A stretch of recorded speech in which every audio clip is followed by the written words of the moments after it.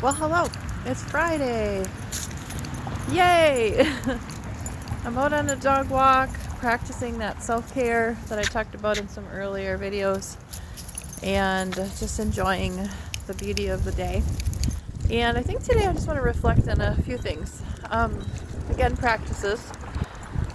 So, I've been thinking a lot about the empathy deficit in our country and thinking about how did we get here. I think a lot of us are wondering that.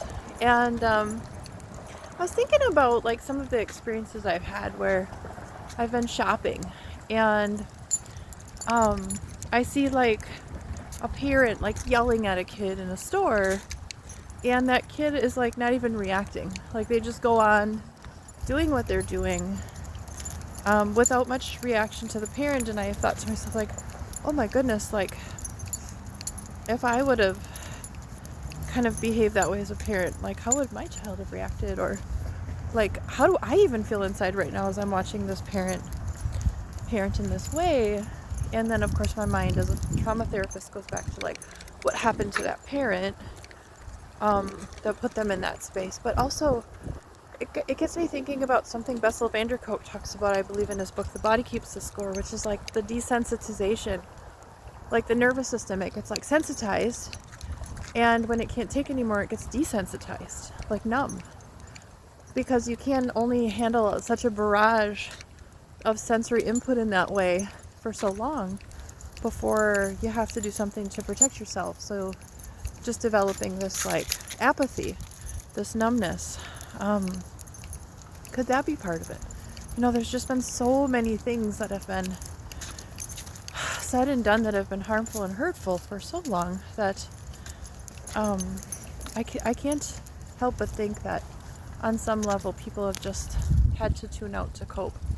So I'm here to talk to you today about some practices that can help us not do that.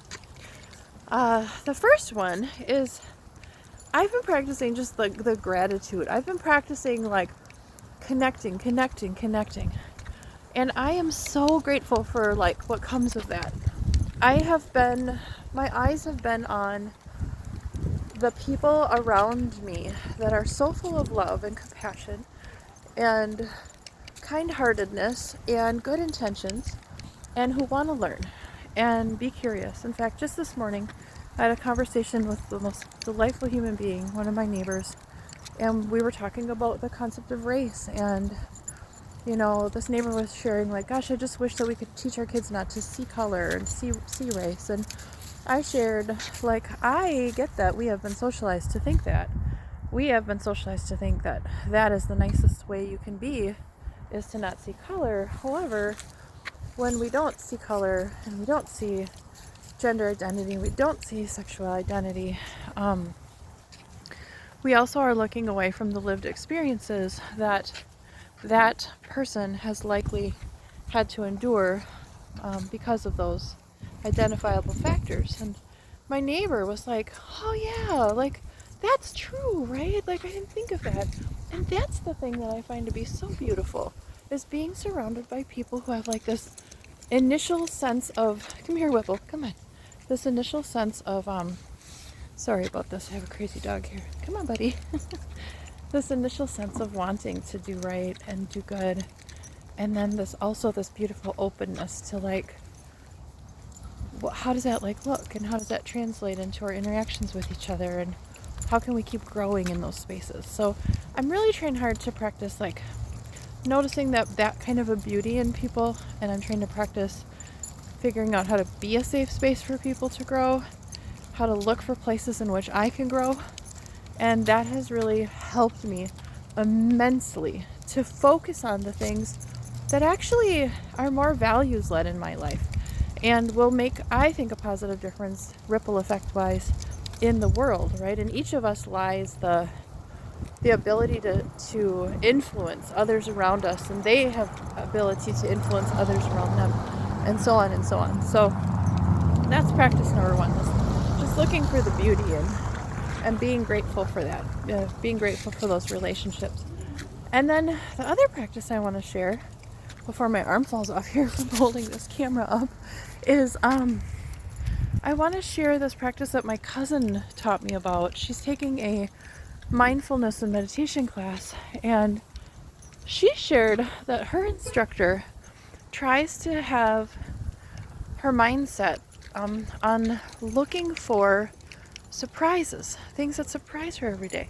Now, one of my very best friends in the world usually likes to ask me every day, what did you learn today? Or what did you learn about yourself today? And that's a really cool one too.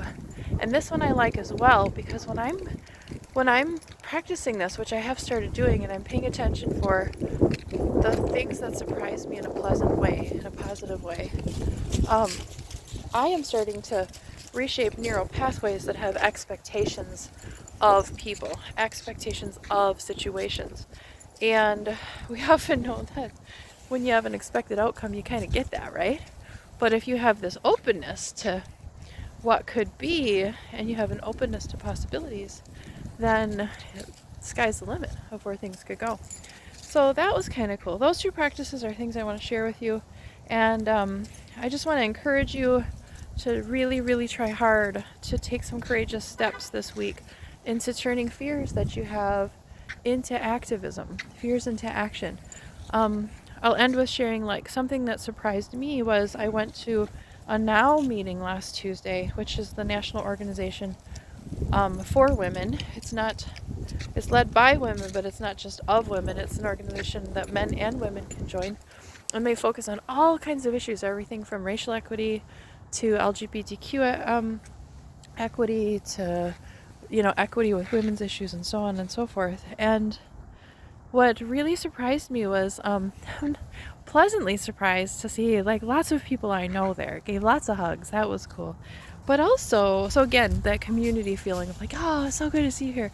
But also like pleasantly surprised to see 275 people arriving, and like they're like, we gotta get out more chairs, we don't have enough tables. Like they planned on some activities that were probably more for a smaller group, and although it wasn't the most organized experience because they didn't plan for such a group, they pulled it off, and it was empowering, and it's surprising in this like very, very heart-opening way.